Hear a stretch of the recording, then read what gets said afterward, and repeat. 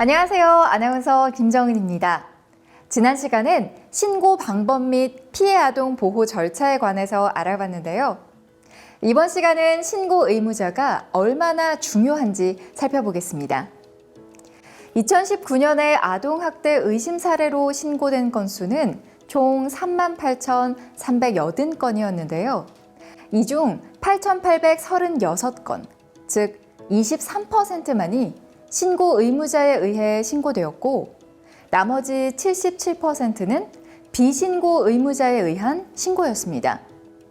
이는 2018년도 아동학대 의심 사례와 비교해 봤을 때도 신고 비율이 더 감소했다고 볼 수 있는데요. 2018년도 아동학대 의심 사례로 신고된 건수는 총 33,532건, 이 중 9,151건인 27.3%가 신고 의무자에 의한 신고였으며 나머지 72.7%는 비신고 의무자에 의한 신고였습니다. 이처럼 비신고 의무자의 신고에 비해 현저히 낮다는 걸 알 수 있는데요. 확인해 보니 2019년에 신고 의무자의 신고 8,836건 중 7,080건, 즉 80%가 아동학대로 판단됐습니다. 이는 신고 의무자의 발견과 신고가 정말 중요하다는 걸 알려주고 있는데요. 실제로 신고 의무자들의 신고로 학대 피해 아동에게 신속하게 개입하여 더욱 심각한 상황이 발생하기 전에 경찰과 아동보호 전문기관이 조치하여 아동을 안전하게 보호하는 사례도 많이 있다고 합니다. 함께 살펴볼까요? 초등학교 담임교사는 글쓰기 활동 중 부모가 술을 마시고 아동에게 소리를 지른다는 내용을 확인해 경찰에 수사 의뢰를 하였는데요. 확인해 보니 아동이 정서 학대 피해를 받고 있는 상황이었습니다. 학교는 신고 접수 이후에도 학교에 등교하는 아동의 상태를 점검하여 아동보호 전문기관 상담원과 긴밀한 관계를 유지하였고, 아동을 후유증 회복을 위해 위센터에 연계하여 심리상담을 지원하였습니다. 또한 아동보호 전문기관에서는 학대 행위자의 재학대를 예방하기 위해 부모 교육을 실시하고 가족관계 회복을 위한 프로그램을 실시하였습니다. 이번엔 신고 의무자 의료인의 발견과 신고 사례를 살펴보겠습니다. 한 의료인은 병원에 내원한 아동을 진료하던 중 아동학대가 의심돼 112에 신고하였는데요. 보호자는 아동이 혼자 놀다가 넘어졌다고 진술을 하였는데, 아동에게서 넘어진 상황만으로 발생할 수 없는 심한 외부 충격에 의한 골절을 발견해 신고하게 된 것이었습니다. 조사 결과 신체 학대로 인한 골절로 밝혀졌고, 경찰은 응급조치를 통해 아동을 안전하게 보호할 수 있도록 보호시설에 인도했고, 아동보호 전문기관은 법원의 학대 행위자에 대한 상담 명령에 따라 상담을 실시하였습니다. 또한 아동의 신체 및 정서적 건강 회복을 위해 심리검사 및 심리치료, 의료적 지원 등을 하였습니다.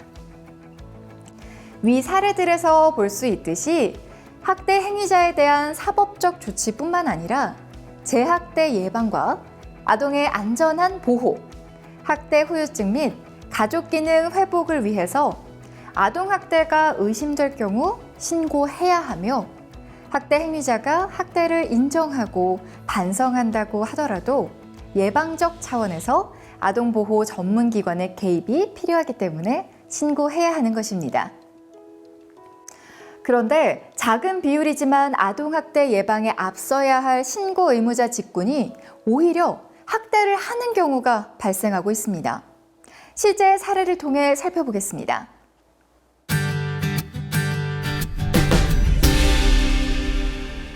아동학대 예방에 앞서야 할 신고 의무자가 오히려 학대하는 경우가 발생했는데요. 어린이집 보육교사가 아동이 말을 듣지 않는다는 이유로 학대하였고, 이에 대해 관리 감독을 소홀히 한 원장.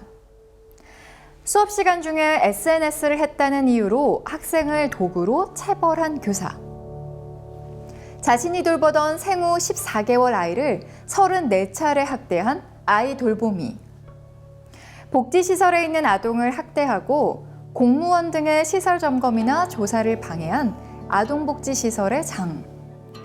특정 아동에게만 간식과 색연필 등을 안 주며 정서 학대를 가한 어린이집 보육교사 등이 있었습니다.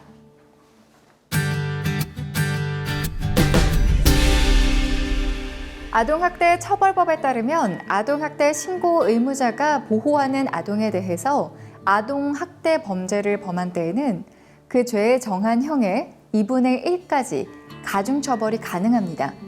그러니까 아동학대 처벌법상 아동복지시설이나 어린이집 종사자가 아동학대 범죄를 저지르면 최대 50%까지 가중처벌을 받을 수 있는데요. 어린이집 아이들을 왕따시키고 신체 학대를 한 보육교사와 아기 스포츠단 아동들에게 공포심을 느끼게 하는 등의 신체적, 정서적으로 학대한 보육교사는 가중처벌을 받았습니다. 반성도 노력도 하지 않는 학대의 가해자이자 아동학대 신고의 의무를 갖고 있는 신고 의무자에게 가중처벌을 내린 것입니다. 이렇게 아동복지시설 종사자 등에 대한 가중처벌 내용까지 확인해 보았는데요.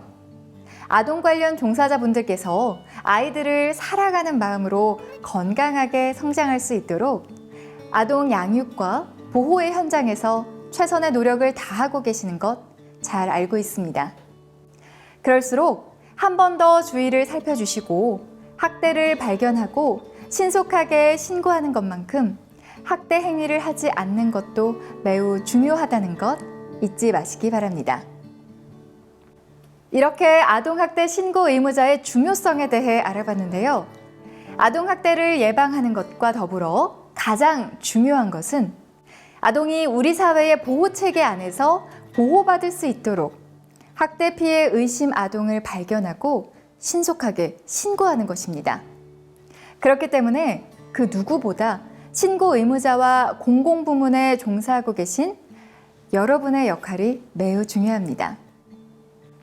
여러분의 신고로 우리 아이들을 지킬 수 있습니다. 우리 주변의 아이들에게 지속적으로 관심을 가져 아동학대 예방에 앞장서 주시길 바라며 교육을 마치겠습니다. 지금까지 함께해 주셔서 고맙습니다. 당신의 신고가 아이들을 지킵니다.